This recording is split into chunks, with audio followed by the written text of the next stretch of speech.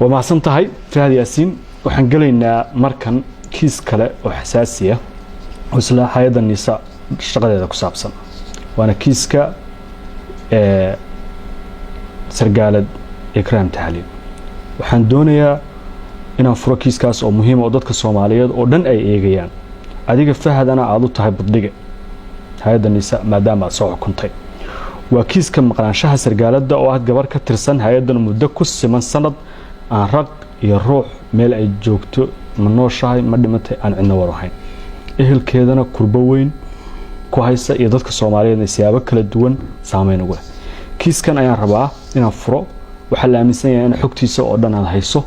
ما يجا أقبل يسا إن كويديو أن يجي جوابته سيدا الصحراء يعني معلومات كيس وعيس سولو دمات بشي لحد لواكم كوبي لغات بشي جون وحصو شعب حيكيس كم مقن جواد مقن إلى ما انتظن أن ورئيسي كتشرنو إكران تهليل فارح مقرن ساعة عديقة في هدهان إكران وأقانا أيضا أقانا قيس كذا نقانا هو أيضا ما أقانا فمل كذا نقانا متقانا داودي سواء أقانا عديقة وفهد ياسينة وها أقاسمه أسرية النساء بل إكران نوقع انت تتقاند انت هايدا اتمد ودا شقينتينا دخ martay iyo waxa ay kan la xariira laba mowduuc waaye mid waxa waa iyada ma taqaanaha waa aqaana oo familkeeda aqaana oo dad waliba family ahanahay hay'adda intaana aniga ku soo biirin xilligii taliya muddo aniga taliya kala noo dhaxeeyay Cabdullaahi Sanbaloshe oo Soomaalidu wada taqaano oo laba jeer hay'adda agaasimo ka noqday markii si labaad buu hay'adda ku soo daray wuxuu ka dhigay protocolkiisa mar labaadna waxa la ii sheegay inuu xafiis cusub sameeyay oo la xuquuqul insaanka uu dhiibay waliba cusbaa markaas hay'adda ku cusbaa laakiin aniga intaan hay'adda madax ka noqday oo agaasimaha ka noqday agaasimo ku xigeenkan ka bilaabay hadana agaasimaha noqday intaas Ikraan hay'adana kama shaqeynin oo may noqonin xubin ka shaqeysa xil umaana magacaabin wax wada shaqeynana nama dhaxmarin laakiin nature-ka hay'adda sirdoonka qofka mar haduu ku soo biiro inta badan xubinimadiisa way noolaataa markii la rabaa dib loo activate gareeyaa oo la isticmaalaa laakiin oo hay'adii ay dugo faa'iideysataa oo isticmaashaa oo ku shaqeysaa laakiin aniga shakhsiyan intii aan hay'adda joogay wax xilana umay qabanin wada shaqeyn hay'adda ay ayadana ma dhaxmarin marna kuma noqon xog haye iyo kaaliye xafiiskaaga adiga faahadaan maya waxay u ahayd taliyihii iga horeeyay waliba taliye kale noo dhaxeeyo hadda aan ku sheegayo protocolkiisa ka mid ahayd waliba saasaa la igu sheegay inay protocolkiisa ka mid ahayd asagaana hay'adda ku soo daray adigu intii aad hay'adda timid marna ma la kulantay waa la kulmay haa dhowr jeer waa aqaana hadda iyada aqaana familkeeda aqaana hooyada baan aqaana laakiin shaqo ahaan hay'addu ma aanan kulmin inay qaybta amniga ee hay'adda niisa ay haysatay qaybta internetka ee amniga cyber security ay haysatay oo xilliga hay'adda joogtay ay process ka shaqeynayso xafiiskaasi sax ma waxaan ku iri intii aniga aan hay'adda labada xil ka hayay wax shaqo ah oo loo magacaabay iyo wax shaqo oo hay'adda u qabatay ma jirto intii aniga iga horeysayna waxa la ii sheegay labada shaqo inay haysay habeennimadii 26 Juun muuqaal la faafiyay wuxuu muujinayaa gaari cad oo la xaqiijinayo in ay niisa leedahay in gabadhaas lagu qaaday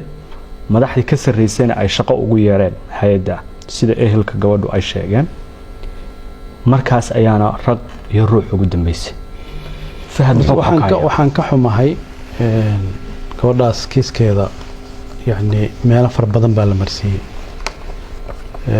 habeenkaas ay sheegayso horta wadanka aan ma joogin dalka waa ka maqnaa anigoo maqan bayna waxa dhaceen haddii si aad ogolaato inaan si tafsiir kugu sheego waana markii u horeysay aan kiiskaas ka hadlayo gabadhaas Allah u naxariisto mu'aamarad ajnabi iyo Soomaali isla sameeyeen waliba ay Soomaali sameysay baa lagu shirqoolay waxaana looga dan lahaa in hay'adda Soomaaliyeed magaceedana lagu dilo ayadana lagu dhibaateeyo shirqoolkaas dadkii sameeyay dawladda ka tirsan bay ahaayeen hadda rabtida magacyadooda waa ku sheegi karaa waxaan rabaa si faahfaahsan fahad inaad iigu sharaxdid kiiska Ikraan min bilow min dhamaad adigoon waxba qarinayn magacyada dowladaha shakhsiyaadka ilaa suu ku bilowday ilaa suu ku dhamaaday waxaana ahaana dhageyste su'aalaha ka soo baxa aan wax ka weydiin waaye waa maasan tahay horta kiiskaas haddaad og tahay waxaa la diiday oo xataa nafteeda khatar loo geliyey riboodka hay-adda ay ka hayso inay golihii amniga qarankiisu maalintii loo madlay in golaha amniga qaranka la geeyo warbixintaas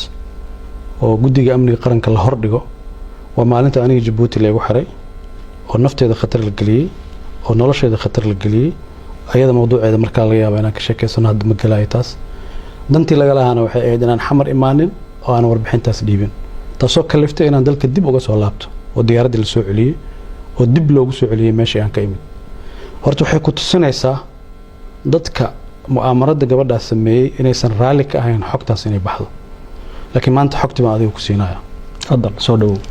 gabadhaas mu'aamaradeeda siday u bilaabatay ilaa u dhammaatay waxay ahayd waxay shaqo u doonatay xafiiska ra'iisul wasaare maxamed xuseen roble gabadha markay shaqo xafiiska u doonatay meesha ay sugaysa in shaqo la siiyo baa dad mu'aamarad ajnabiyana ka shaqaynayay rabay dalka inay khalkhal geliyaan baa waxay u isticmaaleen gabadha nafteeda in khatar la geliyo nolosheeda khatar la geliyo mas-uuliyadda koowaadna qofka qaadaya ra'iisul wasaare maxamed xuseen roble waa gabadha maalinta gaariga lagu soo qaadayo waxaa loo ballamiyey wasiir ku-xigeenka warfaafinta alcadaala oo u kaxeeyo ku yiri ra'iisul wasaaraha shaqo ku siinayo maalmahaasi ku noqnoqota xafiiska ra'iisul wasaaraha shaqo lagu siinaa lagu yiri ayadana shaqo raadis ahayd mar waxay ka fikirtay guddiga doorashada inay oo Hirshabeelle inay gasho mar waxay ka fikirtay inay xildhibaan Hirshabeelle noqoto haddana way iska daysay markii dambe xafiiska ra'iisul wasaaraha tir shaqo u doono sidii wax u dhaceen tafaasiisheeda inteeda badan ma raba hadda inaan galo laakiin intaan kuu sheegi karo waxa waaye gabadhaas gaariga lagu qaaday nin la yiraahdo xildhibaan oo la yiraahdo Mahad Salaad oo hadda rabtid feelkiisa mar kale aan furayno ama su'aalo kale ku furayno baa la kulan siiyey asaga gaari ku qaaday gaarigii baa laga qaaday waxaa la geeyey Daar es Salaam xaafad la yiraahdo xamar ku taala oo dadka magaalada ugu ladan ay degan yihiin gurigaas laga qaaday waxaa la marsiiyey Shabeellada hoose meel jilib u dhow baa la geeyey halkaasaana lagu dilay nin la yiraahdo Mahad Karatay oo madaxda shabaabka kamid ah operation ka fuliyay oo ay xiriir dhow leeyihiin Mahad Salaad ra'iisul wasaaruhuna aweer buu ahaa wuu ka warqabay dhibaatadaas in loo geysanayana wuu ka warqabay aakhiro ay adduun qofka gabadhaas la weydiinayo waa ra'iisul wasaare maxamed xuseen roble farsamada lagu fuliyayna alcadaala iska lahaa gacanta fulisayna Mahad Salaad waaye cidda dishayna waa al-shabaab sidaas aan kugu sheegay oo qorshaygu ahaa inaan guddiga amniga qaranka hortooda ka sheego laakiin si aysan xogtaas u bixin waxa la qaaday 4 talaabo hay'adda in la dhoofaada shaqada laga joojiyay taliye cusub in loo magacaabo waa doctor taliye cusub loo magacaabay aniga ee boorka leegu celiyay Djibouti anoo transida oo dawladda Djibouti la isticmaalay oo la dhaxgalay markii aan xamar imaadayna waxa la diiday shirka in la qabto waraysaaro wuxuu diiday inuu shirka soo qayb galo marka hadii kiiska inta talaabo oo la qaado waxaad ka garan kartaa cidda qaadaysa maxay kiiskan u qaadaysaa taliyaha nabad sugidda hadii la rabo in la baaro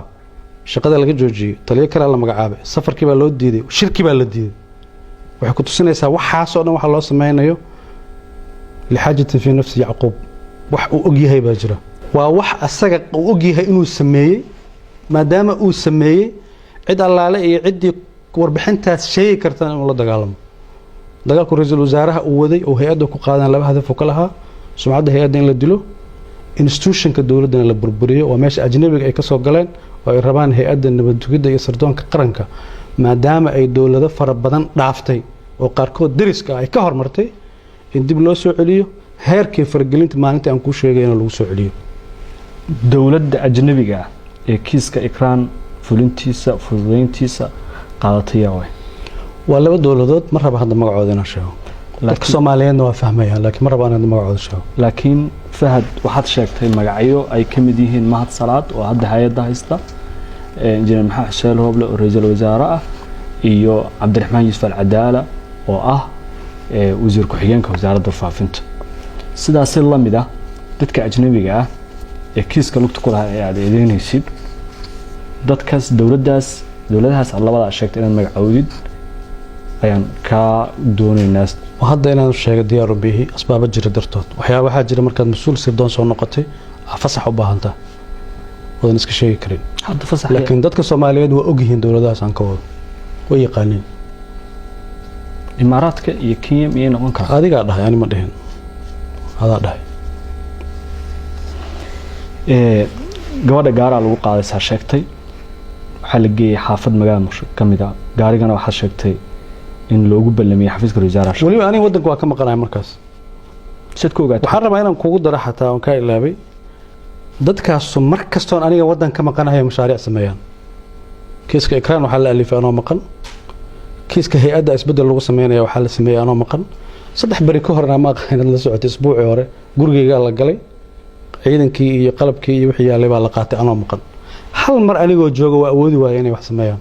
sidku ogaatay xogtan dalka dad ka maqnay waa xog culus oo xasaasiya in dad mas'uuliyiin maanta ah oo mas'uuliyiin xilal sare haya oo waliba booska aad joogtay niisa sargaalka loo magacaabo mas'uulka loo magacaabay aad ku eedanayso inuu kiiska isagu wax badan aan ka ogahay intaas kaliya ma aha qal dhibaato fara badan oo amni darrada dalka ka dhacday qayb bay ka ahaayeen dadka aan ku sheegay kila ay gaareen xataa dariska inay dhibaato ka geystaan professor Abdiwahaab oo Nairobi jooga ra'iisul wasaare Maxamed Xuseen Roble ka shaqeeyay oo dhaqaale ku bixiyay oo systemka dawladda Kenya iyo dad kala duwan dhaxgalay oo gaangis rabay inuu isticmaalo qorshahan wuxuu ahaa professorka in la dilo waxa la rabay in loo dilana hal shay bay ahayd maxaa dawladda Soomaaliyeed qaran Soomaaliya u difaacaysaa intaas loo dilay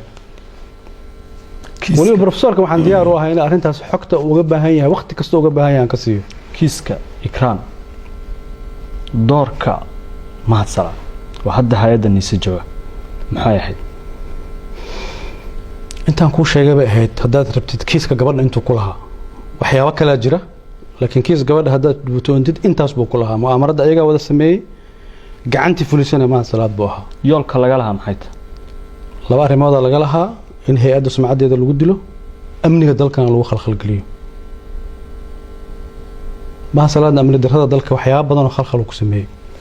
in ka badan 60 maalmood oo gabadha la baadi goobayay fahad oo gabadha shakhsiyan ehelkooda garanayay family ay ahaayeen ay garanayo ay daris iyo wax kasta ahaayeen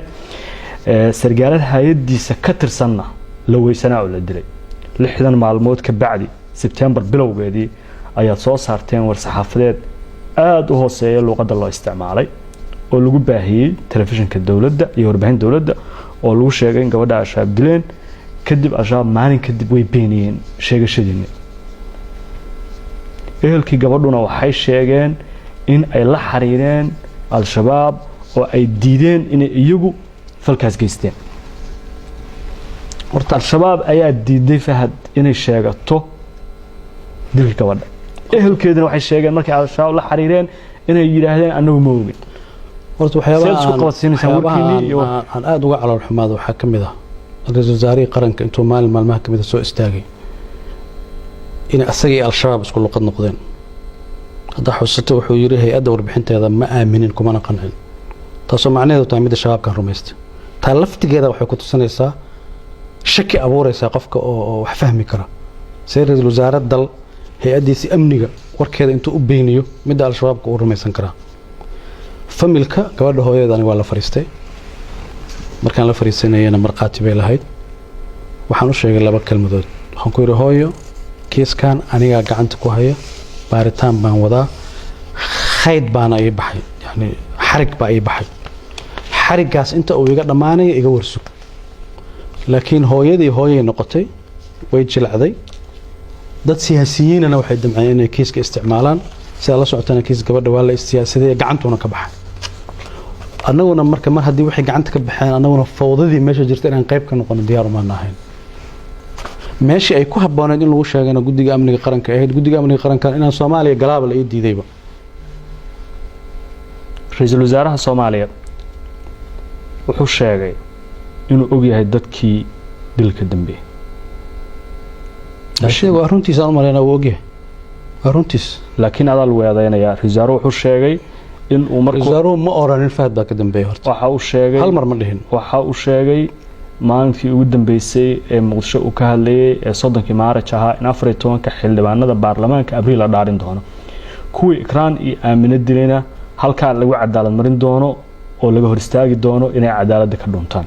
cidda kaliya ee 328 mudane baarlamaan ee gobolada laga soo doortay shahaadada loo diidayna waa Fahad Yaasin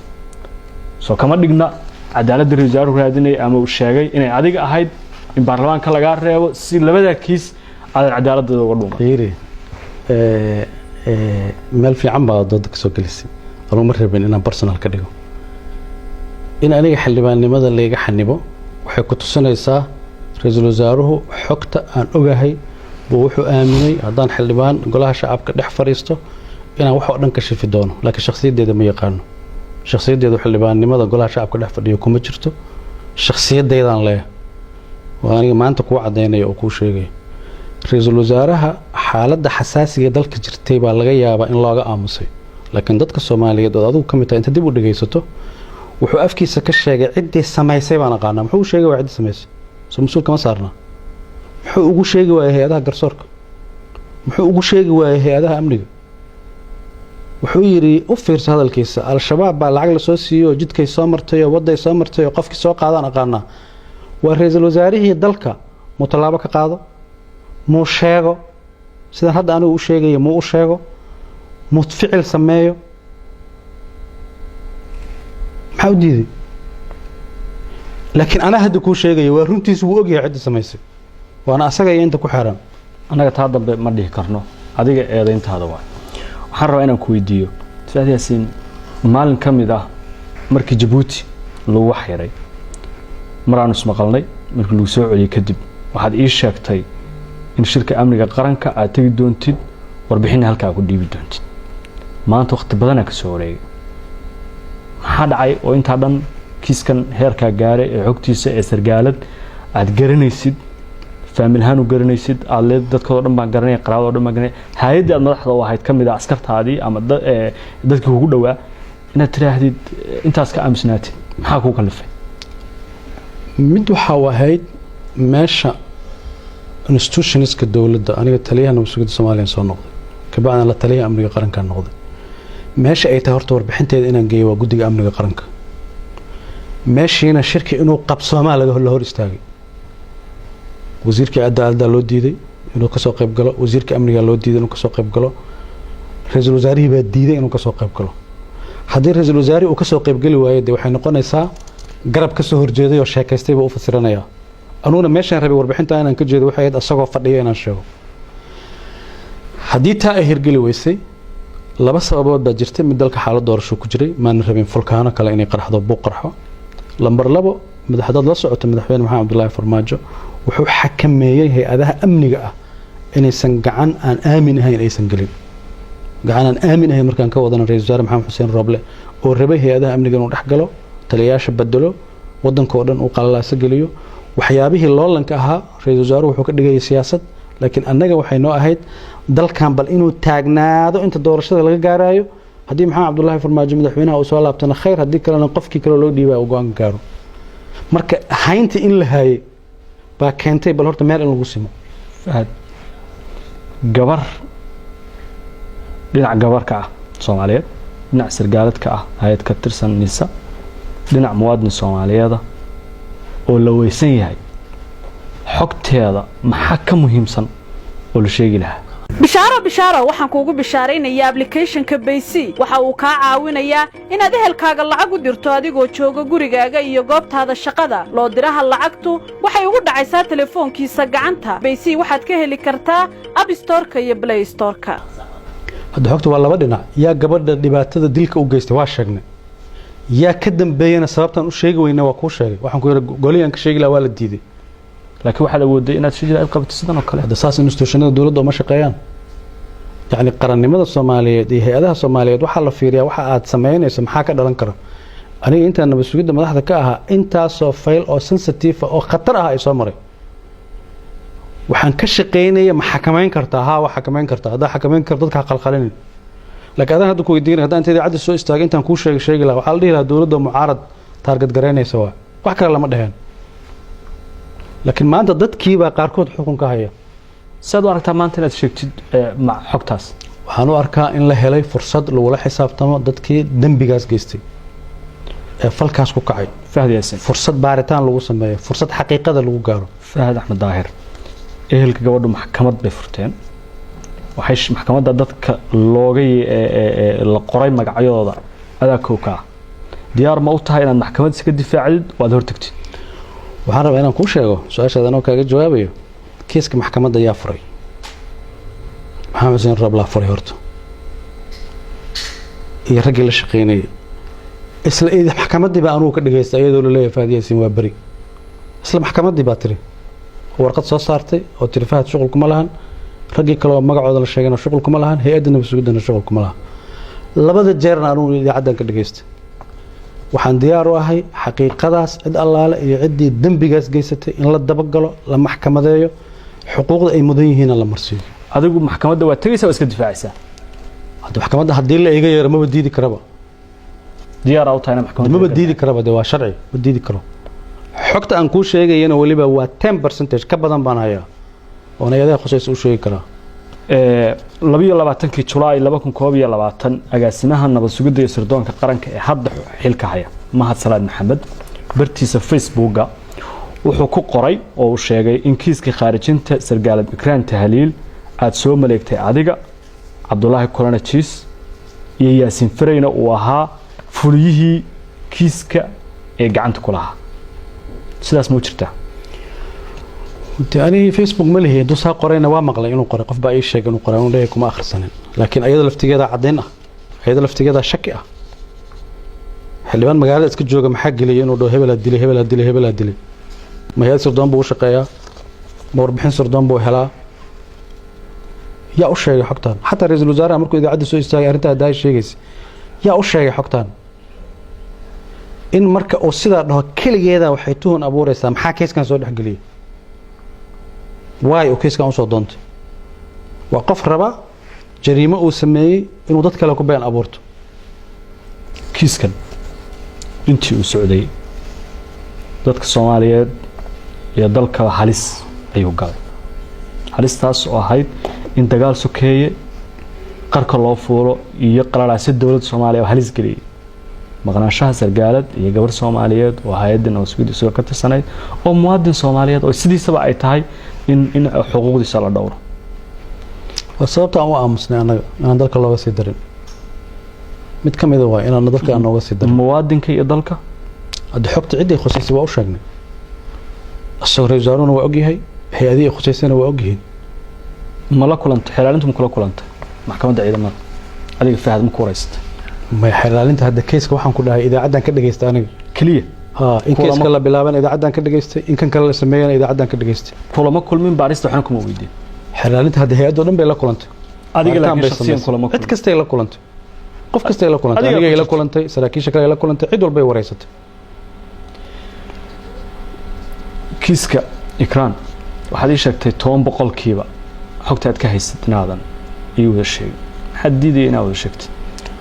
هي هذا خصيصا وش جاية قرمه وقتي مناسب نقطه قام وقتي أي كوب هبونت أنا الشيء markii kiiskan u dhacay warqad baa soo saartay risaaruhu ku yiri warbixin soo gudbi warbixintii horena kuma qancin warbixintaasi luqadda ay ku qornayd aad bay ugu hooseysay xushmad ra'iisul wasaare oo golaha fulinta u sareeya in loo qoro waa tiri golaha amniga qaranka imow halkaas ayaan warbixinta ku jeedinayaa luqadeedu ahay walaalo ani ma aqaan sababta aad u tiri way hooseysay because amniga dalka hay'adda ugu sareysa waa guddiga amniga qaranka oo wasiirka cadaaladda wasiirka amniga wasiirka gaashaandhigga wasiiradaas ay fadhiyaan gobernatoraha muqdisho uu fadhiyo madaxweynaha fadhiyo ra'iisul wasaaraha fadhiyo taliyaasha ciidamada fadhiyaan aniga marka xogta aan hayay haddaan dib hadda ku xusuusiyo wareysiga maanta aan ku siinayo xogta maanta aan ku siinayo iyo warqadda maalintaas aan soo saaray waa islahayd because sidee baan xogta u siiyaa qofka dembiga sameeyay sidee baan asaga u address gareeyaa oo warbixin ugu gudbiyaa hadduu asaga qayb ka yahay ma ninkii xukumayay iyo ninkii dembiga galay baan isku mid ka dhigaa inaan marka maalintaas dalbaday meel aan ra'iisul wasaare maxamed xuseen rooble ahayn inaan xogta siiyo waxay ku tusaysaa xogta aan hayay sensitivity-geeda iyo jihada aan rabay inaan wajahayo haddii aan ogaan lahaa oo ay ahaan lahayd inuu beri ka yahay qofka ugu horeeyan siin lahaa buu ahaan lahaa waana sababta aan uga leexday ehelka gabadha hooyadeed inaad kulanteen ay saxaafadda ka sheegtay adigana waa ii sheegtay dad maqaatiyan idila joogeen maxaa ku tiri intaas aan kuu sheegay waxaan ku yidhi hooyo khad baan hayaa khayd baan hayaa xarig baan hayaa inta xarigaas uu iga dhammaanaya iga warsug wax tallaabaana ha qaadina warbixin dhammaystir anaa kuu keenaya sargaal ka tirsan hay-adda ma u dirtay oo gurigeeda ma kula kulmay markaad xogtan heshay kadib kulankaas ka bacdi sargaal uu la kulmay wuu la kulmay waxaana u sheegnay hooyo idaacadaha aad ka hadlayso iska jooji naga warsug annaga laakiin markaan aragnay hooyo inay idaacaddii istaagtay idaacaddii ka hadlayso ra-iisul wasaarihii laftigiisaba uu sii boonbooninaya warkii waxaa socday wax kale mu'aamarada aan kuu sheegayaa socotay laakiin familka uusan ka warqabin xaqiiqadan ogeyn maxaad qoyska ula wadaagi weyda maadaama aad si shakhsi xataa qoyskaada u garanaysa haddee wixii duruufihii jiray oo siyaasiga ahayd oo markaas jiray waa aniga kuu sheegay intaas shay oon ilaalinaynay bay qayb ka mid ahayd markii aad ka laabatay halkii aad joogtay markii falkan u dhacayay Djibouti baa tagtay intaanan kiiskaas u gudbin alcadaala iyo mahad salaad iyo rooble waxaad noo sheegtay inay yihiin cidda soomaalida ah ee kiiskaas abaabushay maxay ahayd annaga ma hayno mana xaqiijin karna eedayntaada laakiin maxay ahayd ujeedadii ka lahaan kareen adigu xogtaad ogaatay aad hesheen cidda ajnabiga ma ka wadaa mise waxa ka wadaa Soomaalida hadda waxaan ku dhahay waxaa la rabay in hay-adaha amniga la burburiyo dalkana qalalaasa la geliyo haddayse intaas ahayn waay aniga Djibouti laygu xanibay haddii dambi laygu hayay maxaa xamar inaa imaado laygu ogolaan waayo xataa diyaarad khaasaan ku tegay markaan tegayo ku laabanaya Djibouti markii laga celiyay kabacdi diyaarad khaasaan qaatay diyaaraddii khaaskayd waxaa la isku dayay elaboorka inta la soo galo in baabuur cabdibilaa wadada lagu xiro Djibouti qisadeeda iga war walaalow Djibouti waxaa dhacay ilaa hadda waa fahmi laah dal Soomaali ku hadla isku dhaqannahay isku diinnahay sababta beegsiga intaas la eg ay aniga igu sameeyeen waxaan garan waayo waxaan rabaa markii u horreysay inaan kuu sheego qorshaha in la xiro ma ahayn in la xanimo ma ahayn shirqool nafteeda lagu khatar gelinayo oo ku dhammaanaya Fahad Yaasiin waa la waayay in la sameeyo ahayd laakiin asbaabo dhacay oo aan hadda ka sheegi karo mid ka mid ah statementigii madaxtooyada ka soo baxay ee madaxweynaha jamhuuriyadda xafiiskiisa laga soo saaray ee dowladda Djibouti loogu sheegay haddii Fahad Yaasiin amnigiisa uu wax gaaro inay dowladda Djibouti mas'uul ka noqonayso inaan maanta nool hoon ka hor fadhiyo ayadaa sabab u ah hadduu statementigaa soo bixi lahayn waxaa laga yaabaa wax kale inay dhici lahaayeen waxa dhacayna waxay ahayd militariga Djibouti baa ogaaday hay-adihii dowladda Djibouti baa ogaatay shirqoolkii wuu fashilmay taasaa keentay in diyaaraddii lagu soo celiyo iyo diyaaraddii Turkish Airlines oo aan saarnaa oo iyada laftigeeda tiri kama tegayno rakaabka naga qof saarnaa waana waxay ka mid tahay xeerarka caalamiga ee adduunyada ay ka jiro marka runtii waxyaabaha yaabka leh ay ka mid tahay qof la leeyahay gabar baa loo haystaa lagu celcelinayo haddana asagii la shirqoolayo mu'aamarada xajmiga la egtahay ku tusinaysaa laakiin shayga aniga aan la yaabanayo waxaa waa ilaa hadda aanan fahmin dowladda Djibouti shacabkeedana ixtiraam iyo walaalnimo iyo qadarin baan u hayaa shaki bay mararka qaar gelinaysaa maxaa geliyay mu'aamarada intaan la ganay soo dhaxgasho askarta ila hadlaysay hal su'aal baan weydiinay wadankiina Djibouti wax dhibaaya miyaa idinku sameeyay waxay ugu jawaabeen maya wax Soomaali ka dhaxay maxaa idinku soo dhaxgalaysaan baan ku yiri waay maxay ku sheegeen in sababtu maxay tahay lagu hakani UK amarka waxaa la isku dayay shirqoolka asalkiisu ma ahaynba in aniga Djibouti lagu xanibay waxay in la iwaayo maxaa la jeedaa wax kale oo fara badan aan qorshaysnaa xarga fara badan oo ajnabi ah isku xirnaa oo dawladda leh oo Djibouti kaliya ku ekayn oo xukuumaddii ra'iisul wasaare Maxamed Xuseen Rooblana uu qayb ka ahaa asaga safaaradda Djibouti wacay asaga dawladda Djibouti wacay asaga taliyaha booliska Djibouti wacay caddayn ma haysaa caddayn fara badan baan u hayaa qofka aniga Djibouti ugu xanibay waa taliyaha booliska Djibouti oo hadda xilka laga qaaday asaga waa qofka xanibay madaxweyne Ismaaciil Umar Geele markaa dalka uu ka maqnaa ma huwa aniga laakiin waxa la sheegay sabab caafimaad oo maqnaa laakiin madaxda Djibouti qayb ka mid ah markaan si cadaalad u dhaho markay warbaahinta ku arkeen mas'uul Soomaaliyeed oo wadanka Djibouti lagu haysto way ka xumaadeen talaabayna ka qaadeen talaabadaasana keentay inaan ka soo baxo laakiin taliyaha booliska Djibouti Cabdullaahi baa mas'uulka ah wixii meesha ka dhacay caqligaygu ilaa hadda wuxuu diidayaa sidee dowlad Soomaaliyeed qof Jabuutiyaan u dhibaateyn kartaa sidee bay dowladda Jabuuti ugu dhiiran kartaa inay qof Soomaaliya dhibaateyso laakiin markaan leeyahay walaalnimada soo jireenka dhaqanka taariikhda naga dhaxeeya ilaa haddana waxay ka faa'iideen baan garan lahaa Jabuuti waxaa sheegtay dowladaha ajnabiga inay ka shaqeeyaan kiiska meeshu ka dhacayna waa Jabuuti jamhuuriyadda Jabuuti dowladaha ajnabiga ayaa waa ee Jabuuti ka baxsan waa shabakad isku wada xirnayd oo kiiska dhan isla waday waxa marka bilaabanaysay dowlado kale soo mareysay Jabuutina shirqoolka lagu riday dowladaha kale ma raba haddaynan galo Jabuuti magaceeda xataa ma sheegeen laakiin waxaan u sheegay waa meesha ficil ka dhacay hadduusan ficil ka dhici lahayn ma sheegin maxaa dareentay markii lagu yiri diyaaradaadu ma kacayso xamar ma aadayso wallaahi filan waa igu ahayd ilaa hadda filan waa igu tahay ilaa maanta aan kula hadlayo waay dowladda Jabuuti iyo shacabka Jabuuti ay qubsul Soomaaliyeed saan ugu sameeyeen waay abtunaaga ma fahamsani sababtoo haddaan ogaan lahaa waana u sheegay haddaan ogaan lahaa qof Soomaali ah oo muwaadin ah oo mas'uul ah in lagu dhibaateyn doono Jabuuti waxaan ku yiri transit ma idin ku soo mari lahaa waxay u yiraahdeen maya marka su'aashaas aniga dowladda Jabuuti hadda ma rabo inaan weydiiyo laakiin waxaan rabaa in shacabka Jabuuti u hortaalo oo shacabka Jabuuti iga jawaabaan waay dowladoodu ee dhibaatada intaas la eg mas'uul Soomaaliyeed ugu geystay fahad waxa aaminsantahay Jabuuti inay ka badbaadid sida aad carab ku dhufanayso qorshayaal saxiixay marka ula jeedo shirqool dil baa ula jeeda shirqool wuxuu ahaa aniga dhan in la waayo ma garan karo ma in la dilay ku dhamaanayay ma in wadan kale la isi dhiibo ku dhamaanayay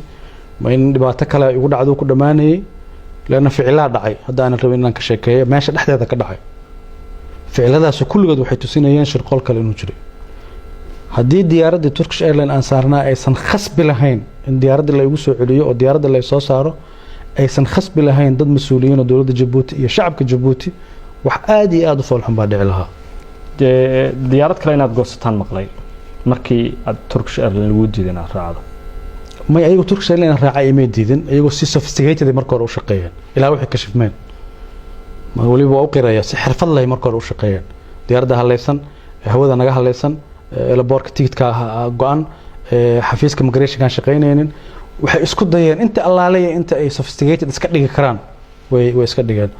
bil munaasabana waa rumaystay aniga dadkii u horeeyay isoo wacay waxaan ku dhahay wax dhibaato ma jiraan waxba halaysan waxa halaysanna waa la saxayaa saasaan aniga u rumaystayba because shar ma filaynin taliyaha booliska ma aragta markaadi kula kulmi markaas ba maya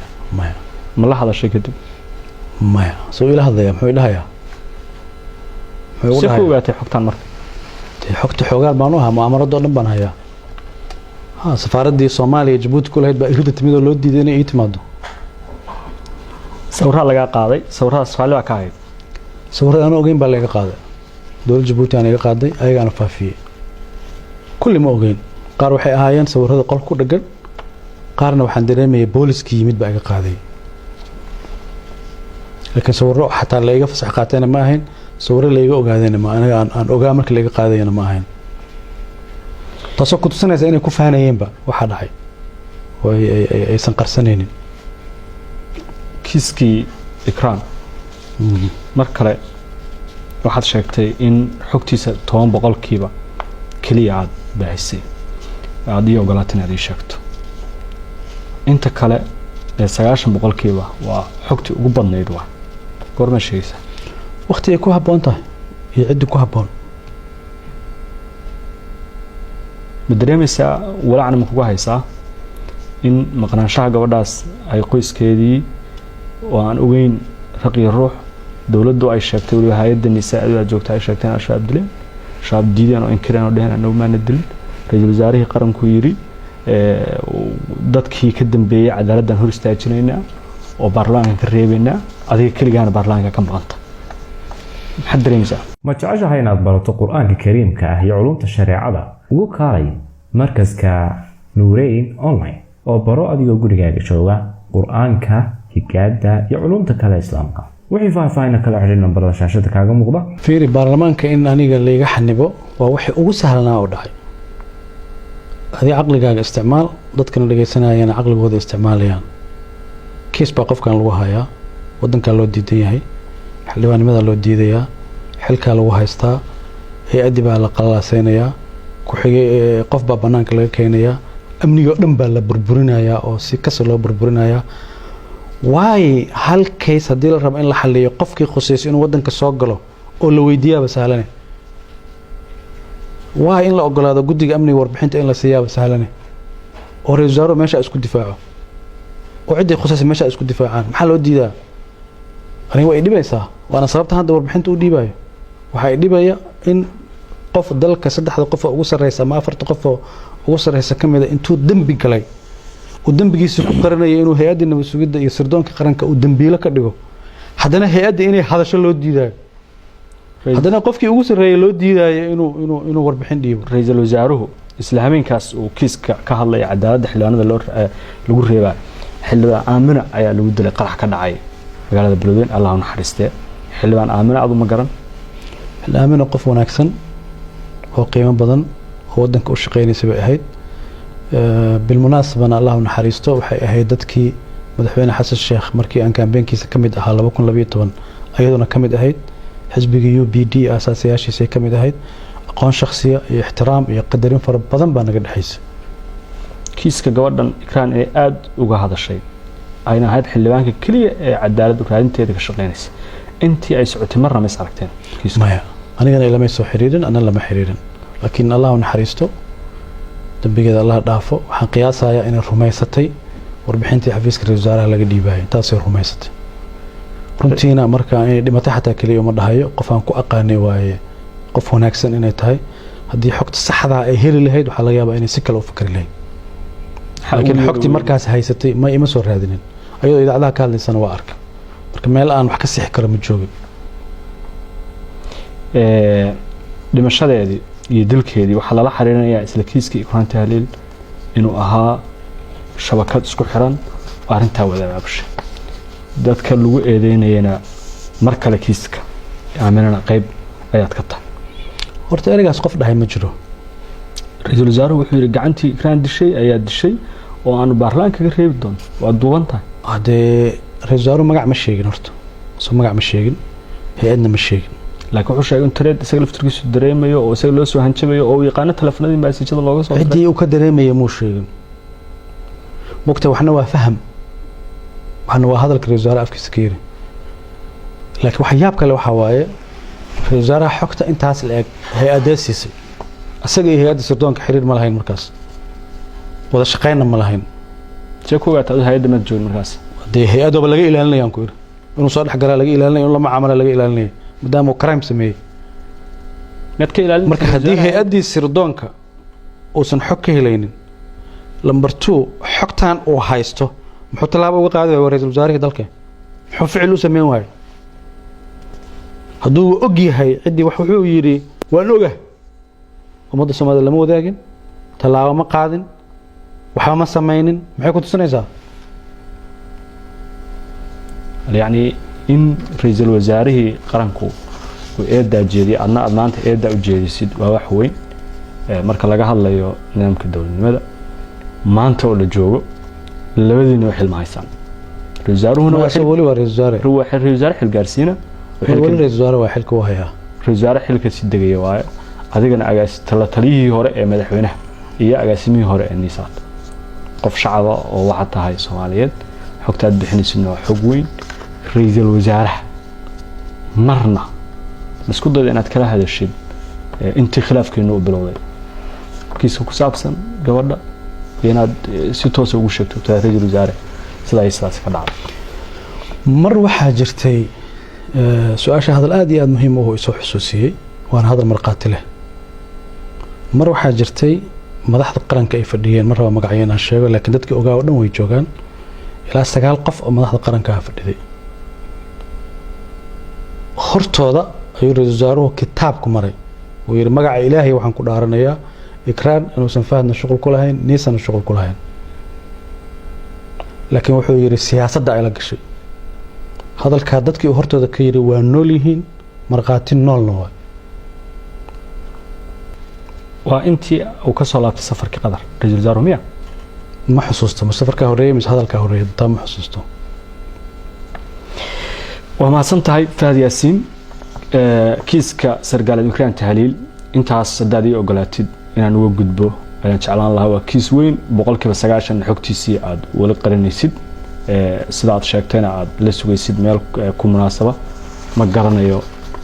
meel kale oo aad geyn doontid ama aad kala hadli doontid iyo cid kale waxaan u gudbayaa nisa maanta waxaa xukuma mahadsalaad waa maxay aragtida magacaabidiisa maxaad ka aaminsantahay